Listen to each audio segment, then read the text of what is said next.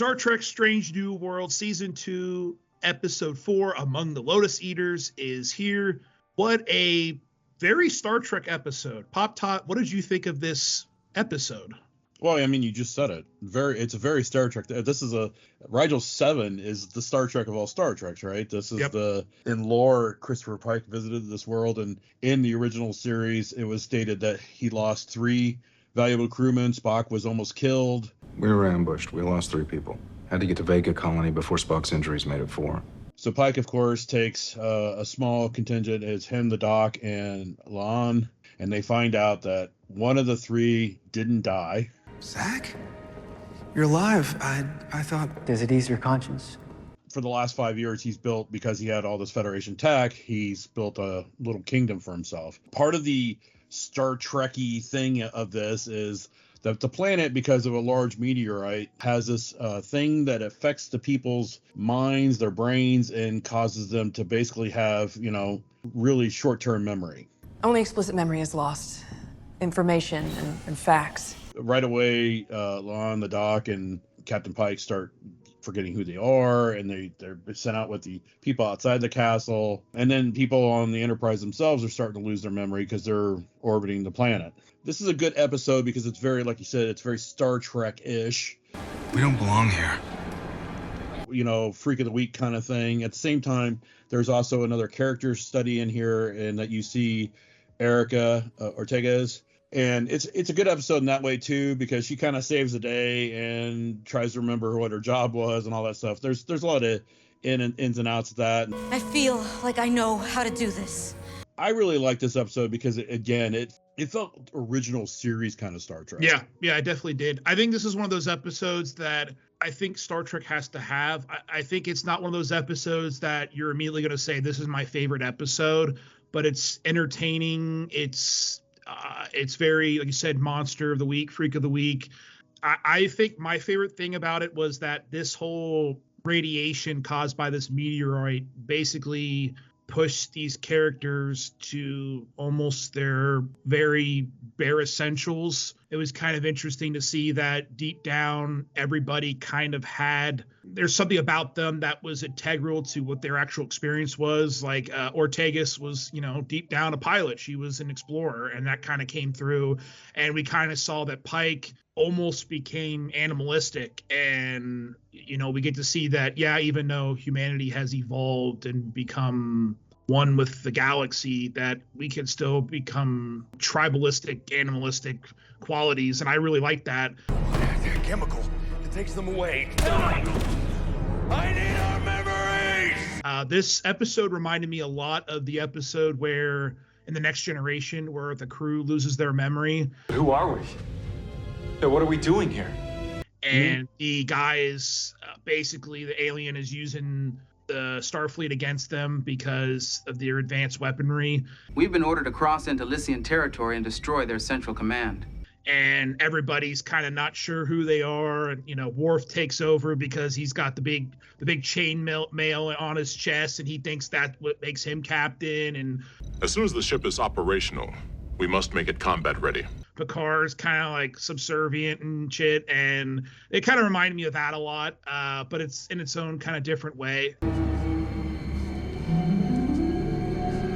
That part where Pike came in with a blaster and just started nailing everybody, and that Starfleet guy that had become a feudal lord, he just like kicked his ass. He just went up there and he just blasted him and started beating him up and smacking him around.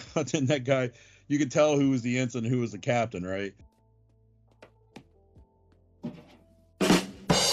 I actually, at one point, he pointed the rifle at him. I thought he was going to kill him. I thought that was going to be it. But then he got his memory back just in time and realized, he's evolved, and that's not who he is.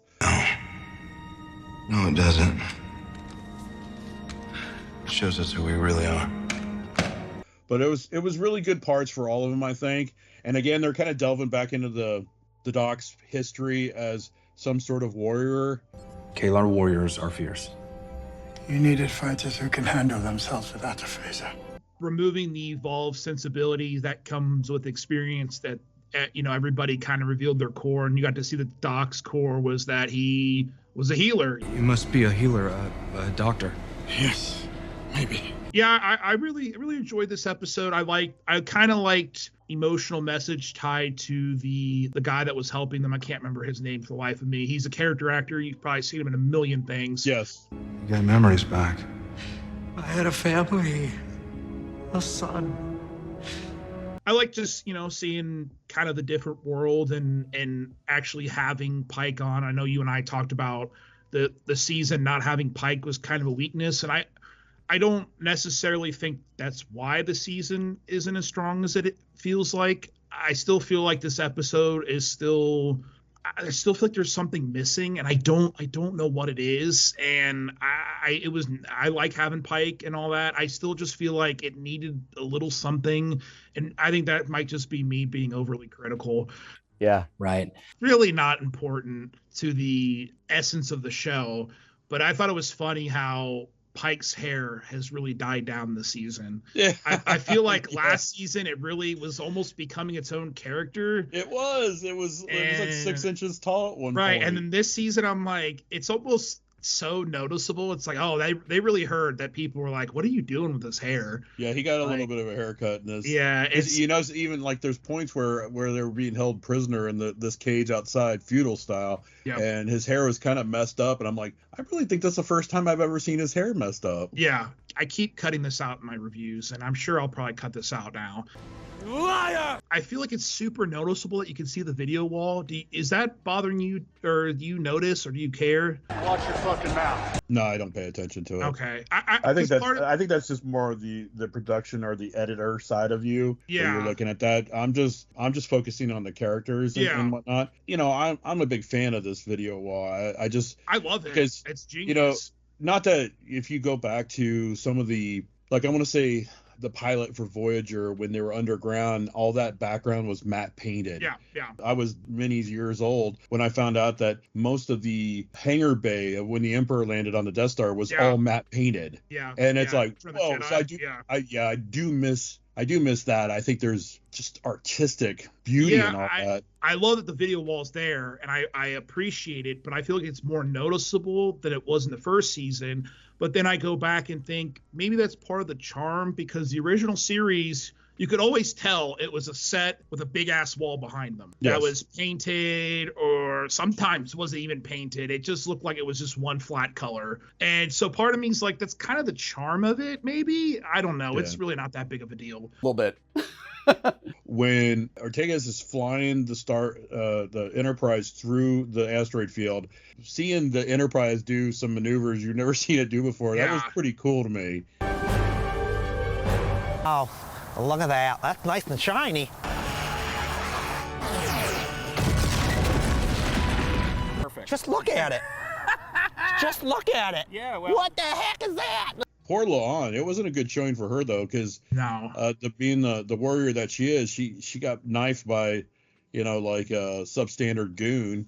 Yeah. And she was pretty much out of it the rest of the episode, but basically she went from a very strong showing episode where it's her centered, and I do appreciate that to have her in more stuff. Unless they're just going to do the Worf thing, like, hey, this character's a badass, and this threat is so serious that watch the badass is going to get his ass kicked. Like Worf always got his ass kicked. It was super annoying. Would you look at that? Yeah, well. Would you look at that? Yeah, just look at it. Yeah. I mean, just get a look at that. Look at that. Yeah, sure. Yeah, look at that. So with that consideration, right. I'll go down. You still do it. An unmitigated disaster. So maybe that's like, oh wow, this is super serious because she got hurt. I don't know, but I hope not. That's so cool. Yeah. Overall, what would you rate Among the Lotus Eaters? I give it a B+. It was a great standard Star Trek episode. It used lore and connectivity to Next Generation, the original series, but it wasn't without its flaws. And I still think that they're trying to make sure that everybody gets screen time, and sometimes it muddles the mess. I'm probably a B. I think I really enjoy these sci-fi episodes where unexplained phenomenon happen. The crew has to basically solve a problem, and they have to be adults and work together to solve the problem. It might be a tad forgettable. like I said, not every episode has to be, and not every episode of The Next Generation and Deep Space Nine and Voyager were groundbreaking pieces of television. This is one of those episodes you can watch and just enjoy, and I'm fine with that. Overall, this season is missing a little seasoning, and I just can't figure out what it is. And if you guys know what it is, or maybe I'm just blowing smoke out of my tot ass, let me know. We're this far, 4 episodes into the second season. Yep. Who has, and I'm not going to let you pick Pike, but who has become your favorite character? And I know they killed off your favorite character, but since his death, who is your favorite character now? Maybe that's what the season's missing, is a Hemmer. I don't know, but I think I don't have now. Just because I don't have a favorite is definitely not a bad thing, because I don't dislike anybody.